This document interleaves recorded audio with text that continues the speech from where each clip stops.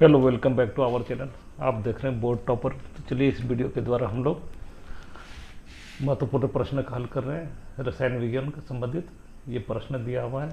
ये प्रश्न है, प्रश्न निम्न पदों का वर्णन कीजिए तथा प्रत्येक का एक उदाहरण दीजिए। तो पहला है संक्षारण और दूसरा विकृत गंधिता। तो दोनों का अलग अलग हम लोग उसका तो संरक्षण क्या है, संक्षारण क्या है। संक्षारण संक्षारण जैसे कि हम लोग देखते हैं कि लोहा वगैरह में, लोहा जैसे कि नया में जो रहता है उसमें बहुत चमकीला रहता है, बाद में धीरे धीरे वो वायु तथा नमी के संपर्क में आने पे उसमें जंग लग जाता है। उसी को संक्षारण बोला जाता है, उसी को संक्षारण बोला जाता है। तो इसको हम लोग लिख लेते हैं थोड़ा विस्तृत रूप में। लोहे की वस्तु नए में बहुत चमकीला होता है। लोहे की वस्तु लोहे की वस्तु लोहे की वस्तु लोहे की वस्तु नया में चमकीला होता है, नया में चमकीला होता है, नया में चमकीला होता है, नया में चमकीला होता है, लेकिन कुछ दिन के बाद अपने आसपास स्थित अम्ल आर्द्रता आदि के संपर्क में होने पर लेकिन कुछ दिन के बाद, लेकिन कुछ समय पश्चात, कुछ समय बाद, कुछ समय बाद अम्ल आर्द्रता, कुछ समय बाद आसपास में स्थित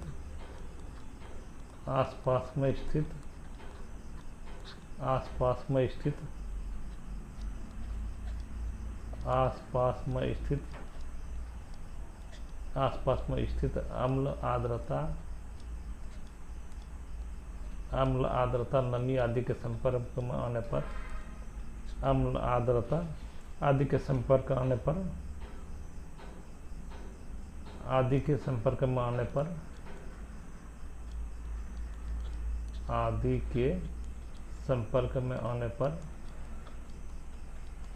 संपर्क में आने पर, संपर्क में आने पर, संपर्क में आने पर, संपर्क में आने पर तब धातु से विक्रिया करके ऑक्साइड तथा हाइड्रोक्साइड बनाता है। तब धातु से अभिक्रिया करके, धातु से अभिक्रिया करके, अभिक्रिया करके, अभिक्रिया करके ऑक्साइड तथा हाइड्रोक्साइड बनाता है। अभिक्रिया करके ऑक्साइड तथा हाइड्रोक्साइड बनाता है, तथा ऑक्साइड तथा हाइड्रोक्साइड बनाता है, हाइड्रोक्साइड बनाता है, हाइड्रोक्साइड बनाता है, हाइड्रोक्साइड बनाता है, हाइड्रोक्साइड बनाता है, जिसके कारण धातु से जो है संक्षारित होने लगता है, जिसके कारण धातु संक्षारित होने लगता है, जिसके कारण धातु संक्षारित होने लगता है, संक्षारित होने लगता है, जिसके कारण धातु संक्षारित होने लगता है,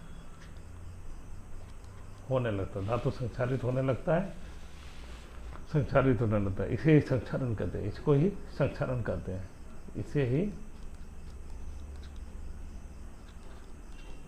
संक्षारण कहते हैं, संक्षारण कहते हैं, इसे ही संक्षारण कहते हैं।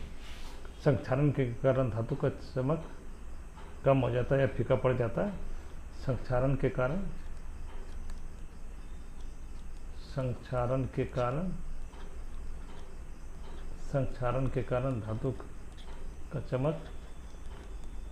धातु का चमक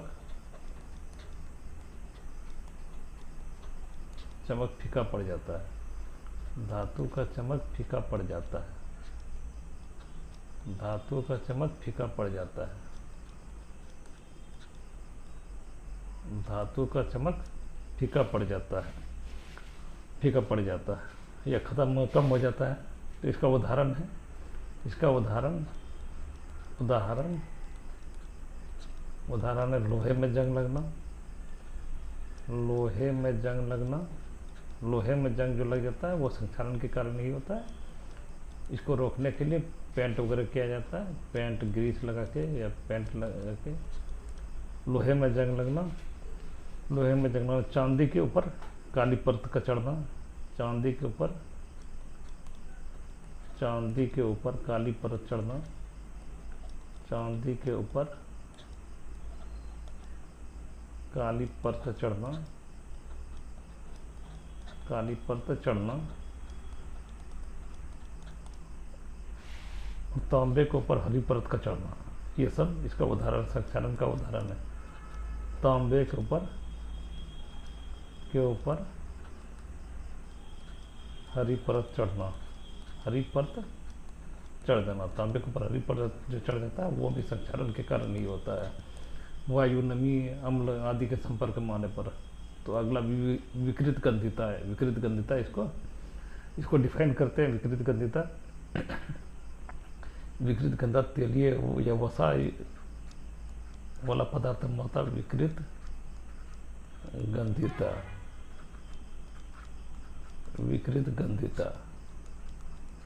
गंधिता वसा युक्त तथा तेल युक्त खाद्य पदार्थों को लंबे समय तक खुला जब रख देते हैं तो उसका स्वाद जो खराब हो जाता है। तो इसको हम लोग लिख देते हैं वसा युक्त तथा तेल युक्त, वसा युक्त तथा तेल युक्त खाद्य पदार्थ, तेल युक्त खाद्य पदार्थ, तेल युक्त खाद्य पदार्थ, खाद्य पदार्थ जब लंबे समय तक रखा जाता है तो उसका स्वाद खराब हो जाता है। जब लंबे समय तक रखा जाता है, लंबे समय तक खुला छोड़ दिया रखा जाता है, लंबे समय तक तो रखा जाता है तो स्वाद जो है खराब हो जाता है। रखा जाता है तो स्वाद खराब हो जाता है, उसका टेस्ट खराब हो जाता है, स्वाद खराब हो जाता है, स्वाद खराब हो जाता है, स्वाद खराब हो जाता है। इसमें ऑक्सीजन के कारण ही इसका स्वाद खराब हो जाता है। ऑक्सीकरण के कारण ही इसका ऑक्सीकरण या ऑक्सीजन हो जाता है, जिसके कारण इसका स्वाद खराब होता है। इसमें ऑक्सीकरण के कारण ही स्वाद खराब हो जाता है। ऑक्सीकरण के कारण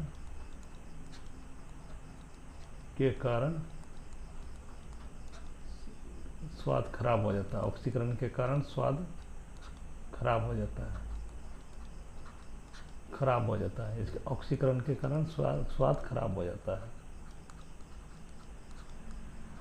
ऑक्सीकरण के कारण स्वाद इसका जो खराब हो जाता है, खराब हो जाता है और उसमें गंध आने लगती है, और उसमें खराब हो जाता है और उसमें गंध आने लगती है, और उसमें गंध आने लगती है। इसे विकृत गंधिता कहते हैं। गंध आने लगती है,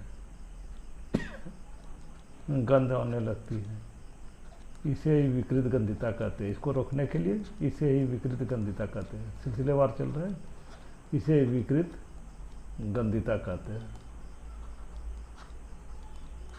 विकृत गंधिता कहते हैं, इसे ही विकृत गंधिता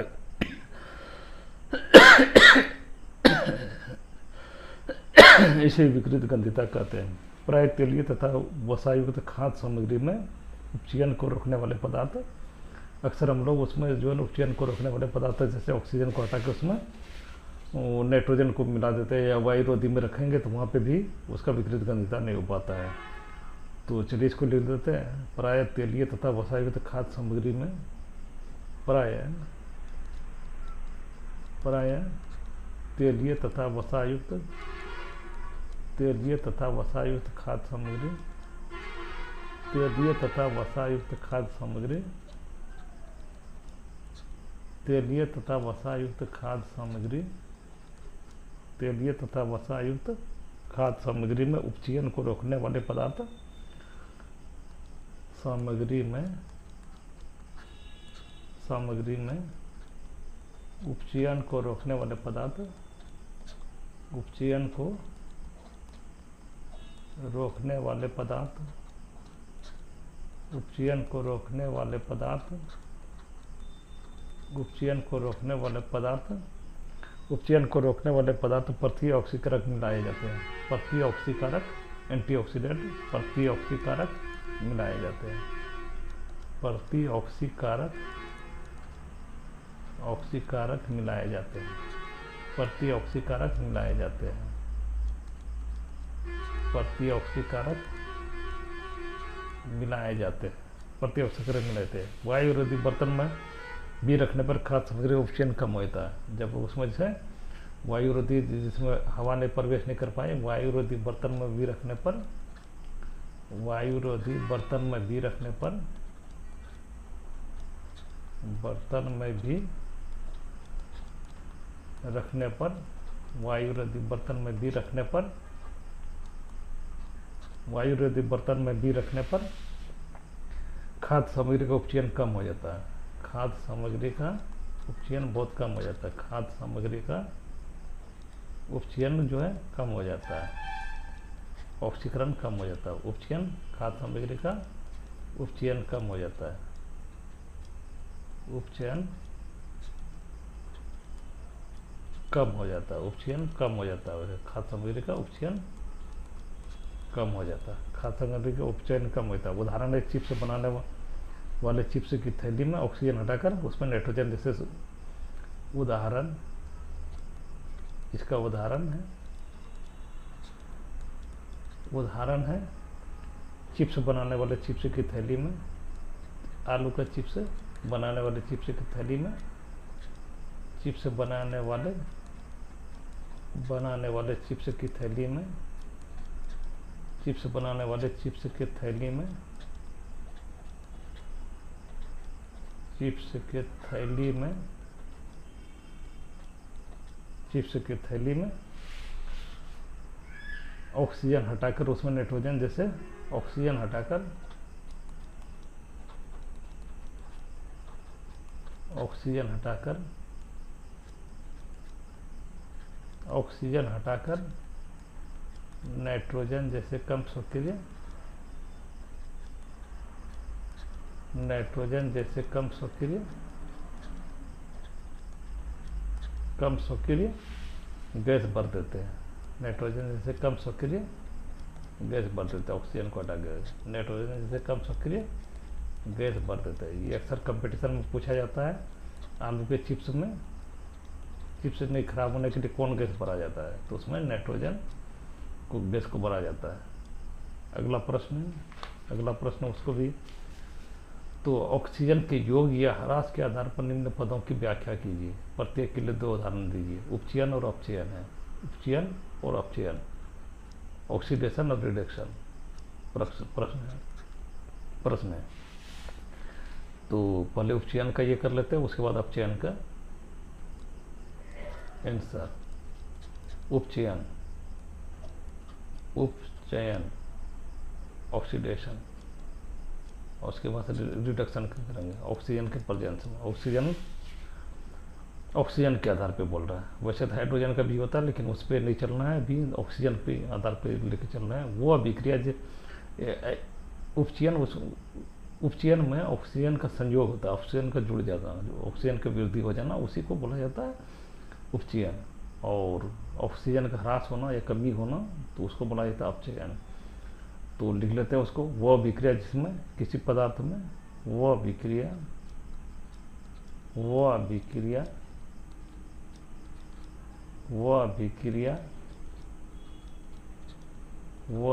जिसमें किसी पदार्थ में, जिसमें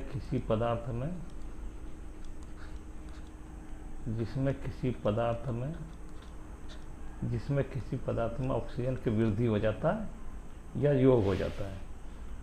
ऑक्सीजन की वृद्धि होता है वो पदार्थ जिसमें ऑक्सीजन का वृद्धि होता है ऑक्सीजन का वृद्धि होता है या योग होता है, दोनों बात एक ही है। ऑक्सीजन का वृद्धि होता है, ऑक्सीजन का वृद्धि होता है, उसे उपचयन या ऑक्सीकरण, ऑक्सीडेशन रिएक्शन बोलते हैं। उसे उपचयन या ऑक्सीकरण अभिक्रिया भी लिख सकते हैं, या ऑक्सीकरण अभिक्रिया कहते हैं, या ऑक्सीकरण अभिक्रिया कहते हैं। उपचयन या ऑक्सीकरण अभिक्रिया कहते हैं। तो इसका ये उदाहरण देख लेते हैं। उदाहरण कार्बन और ऑक्सीजन के संयोग से वहाँ पे कार्बन डाइऑक्साइड बन जाएगा। तो कार्बन ये जो है ये सॉलिड रूप में रहता है कार्बन, और ऑक्सीजन गैसियस अवस्था में रहता है तो वहाँ पे जी लिख देते हैं। ऑक्सीजन गैसियस अवस्था में रहता है तो वहाँ पे जी लिख देते हैं। ये दोनों संयोग करके ऑक्सीजन इसमें जो वृद्धि हो गया तो ये कार्बन डाइऑक्साइड ये बन जाता है, कार्बन डाइऑक्साइड बन जाता है। तो इसमें ऑक्सीजन का वृद्धि हो गया, कार्बन डाइऑक्साइड ये भी गैसियस अवस्था में होता है। दूसरा उदाहरण देख लेते हैं। कॉपर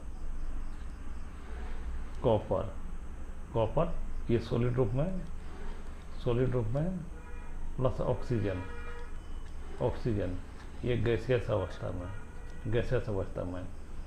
तो यहाँ CuO2 CuO। तो यहाँ देखिए ये रिएक्शन बैलेंस नहीं है, तो यहाँ पे इसको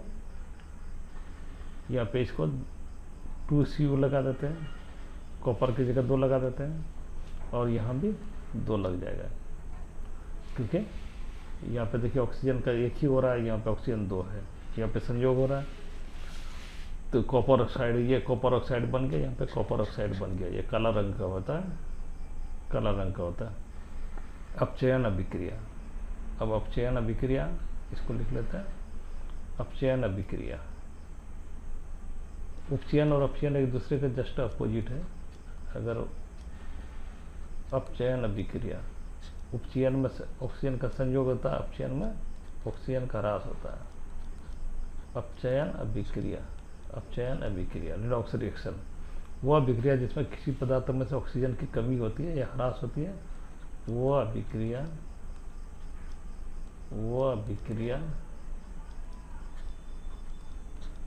जिसमें किसी पदार्थ में ऑक्सीजन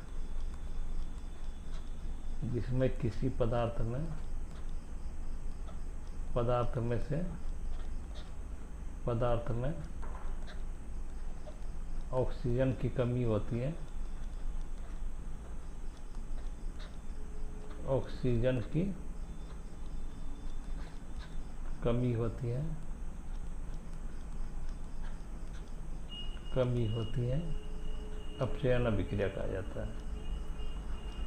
अपचयन अभिक्रिया कहा जाता है इसको, अपचयन अभिक्रिया कहा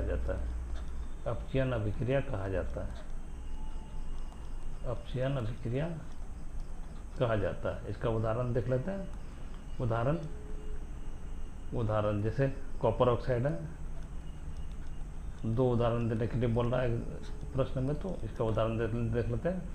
तो कॉपर ऑक्साइड है, CuO कॉपर ऑक्साइड है, और प्लस ये कॉपर ऑक्साइड सॉलिड रूप में, प्लस यहाँ H2O है, H2O। तो यहाँ पे देखिए ये कॉपर बन जाएगा, ये रिएक्शन करेगा तो ये कॉपर बन जाएगा, ये सॉलिड रूप में, और यहाँ पे H2O बन जाएगा लिक्विड रूप में। H2O लिक्विड रूप में बन जाएगा, तो और उदाहरण, अगला उदाहरण देख लेते हैं। और एक उदाहरण देख लेते हैं। जिंक ऑक्साइड है, ZnO। तो ये रिएक्शन करेगा तो यहाँ पे देखिए इसको अगर हीट देंगे तो ये टूट जाएगा जिंक और प्लस ऑक्सीजन के रूप में, जिंक प्लस ऑक्सीजन के रूप में, जिंक प्लस ऑक्सीजन के रूप में।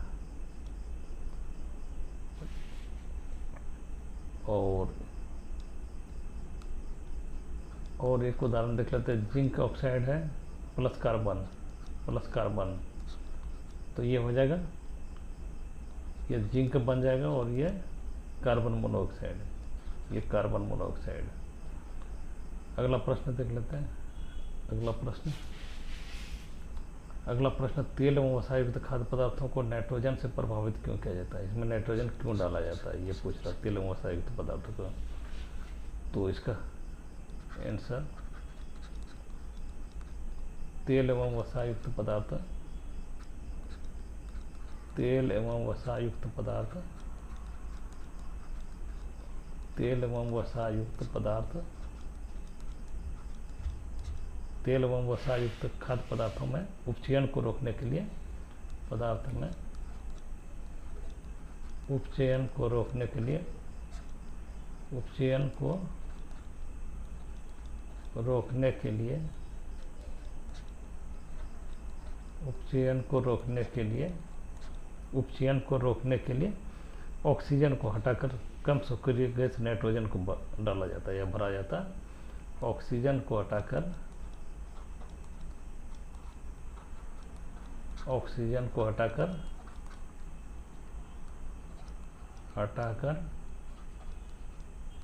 हटाकर कम सक्रिय गैस वाला नाइट्रोजन को भरा जाता है। कम सक्रिय गैस नाइट्रोजन को भरा जाता है। कम सक्रिय गैस नाइट्रोजन को भरा जाता है।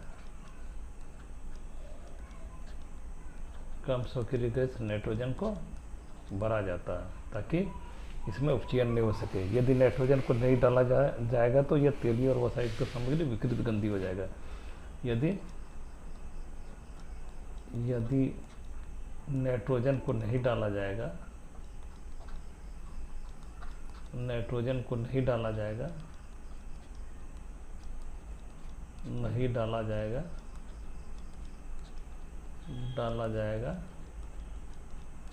यदि नाइट्रोजन को नहीं डाला जाएगा तो वह तेलीय और वसायुक्त सामग्री, तो वह तेलीय और वसायुक्त सामग्री, तेलीय और वसायुक्त